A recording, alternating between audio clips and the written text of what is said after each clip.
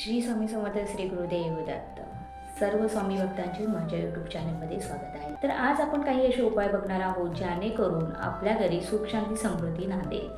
तर प्रत्येक स्वामी भक्त आपल्या देवघरामध्ये दिवा लावत असतो. प्रत्येकजण आपल्या घरामध्ये दिवा लावतो. पण दिवा लावून जर त्याच्यामध्ये काही अशा गोष्टी आपण ठेवल्या टाकल्या तर त्याचा उपयोग काय होतो, त्याचा बेनिफिट काय होतो किंवा त्याचा परिणाम आपल्या आयुष्यावर काय होतो हेच आपण आजच्या व्हिडिओत बघणार आहोत. जर तुम्ही गाईच्या तुपाचा दिवा लावत असाल तर त्याच्यामध्ये तुम्हाला 3 ते 6 अशा काळी मिरी टाकायची आहेत जी आपण जेवणामध्ये वापरतो. काळी मिरी जर तुम्ही आपल्या दिवामध्ये टाकली, एक आठवडाभर टाकून बघा, त्यामुळे काय होतं, आर्थिक तंगी जी असते ना ती दूर होते, हळूहळू दूर होण्यास मदत होते. त्याचबरोबर आपल्या घरामध्ये जो दिवा असतो तो एक त्या गाईच्या तुपाचा असतो, तिळाच्या तेलाचा असतो किंवा आपण जे खाण्याचं तेल वापरतो म्हणजे शेंगदाण्याचं तेल असेल त्याचा दिवा आपण लावतो. तर त्याच्यामध्ये जर तुम्ही 11 ते 21 काळे तीळ टाकले ना तर काळ्या तिळामुळे काय होतं, शनीची जी पीडा आहे ती दूर होते आणि शनिदेव प्रसन्न होण्यास मदत होते. त्यामुळे जेवढे संकट आपल्या पाठी आलेले आहे ते हळूहळू कमी होतात आणि दूर होतात.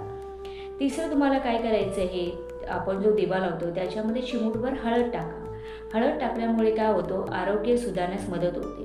खूप जणांच्या घरी माणसं आजारी असतात किंवा कायमचं आजारपण आलेलं असतं, तर त्या दिव्यामध्ये तुम्ही हळद टाका. ह्या सगळे दिवे तुम्हाला म्हणजे ह्या ज्या गोष्टी आहेत त्या किती दिवसासाठी टाकायच्या आहे, 1 आठवडाभर ते 21 दिवस, म्हणजे 7 दिवस किंवा 21 दिवस.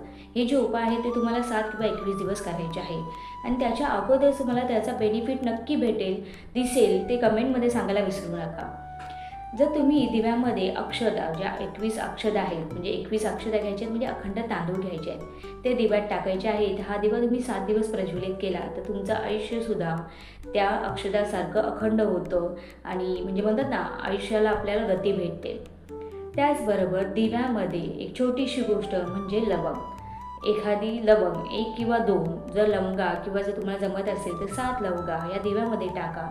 त्या टाकल्यामुळे आपल्याकडे वाईट नजर लागत नाही, घरामध्ये पॉझिटिव्ह एनर्जी येते आणि आपल्या घरामध्ये आर्थिक परिस्थिती सुधारण्यास मदत होते. त्यानंतरची गोष्ट आहे भीमसेन कापूर. एक चिमूटभर भीमसेन कापूर जर तुम्ही त्या दिव्यामध्ये टाकला तर घरामध्ये पॉझिटिव्ह एनर्जी येते, घरातलं वातावरण शुद्ध होतं. ज्यावेळेस घरातील वातावरण शुद्ध होतं, पॉझिटिव्ह एनर्जी येते, तर सगळीकडे सकारात्मकता आपल्याला बघायला भेटते आणि माता लक्ष्मी प्रसन्न होते.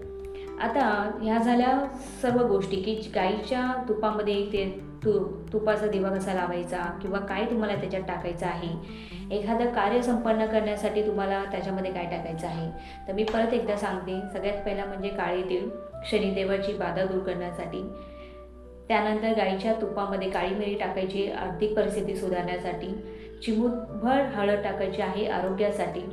लवंग तुम्हाला टाकायचं आहे पॉझिटिव्ह एनर्जीसाठी. कापूर टाकायचा आहे, तो सुद्धा पॉझिटिव्ह एनर्जीसाठी. ह्या सगळ्या गोष्टी टाकून दिव्यामध्ये टाकून दिवा लावून बघा, खरोखर बेनिफिट भेटतो. काही वस्तू जळतील, काही वस्तू तशाच राहतील, तर काय करायचं आहे, ते कुठेही फेकून न देता घरामध्ये ती तुळशी माता आहे तिच्यामध्ये ठेवा किंवा एखादं झाड असेल तर त्याच्याकडे ते ठेवा, दिवा स्वच्छ धुवा, परत तो दिवा लावा आणि हे कंटिन्यूअस तुम्ही 1 आठवडा 1 महिना करून बघा. रोज केलं तरी त्याचा चांगलाच बेनिफिट तुम्हाला भेटेल आणि हे कमेंटमध्ये सांगायला विसरू नका. आणि जर असेच नवीन व्हिडिओ बघायचे असतील तर चॅनलला आत्ताच लाईक, शेअर आणि सबस्क्राईब करा, जेणेकरून तुम्हाला माझे व्हिडिओ बघायला भेटतील आणि या छोट्या छोट्या उपायामुळे आपलं आयुष्य बदलून जाईल. नक्की बघा आणि कमेंटमध्ये लिहायला विसरू नका.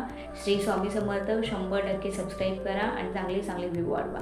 श्री गुरुदेव दत्त.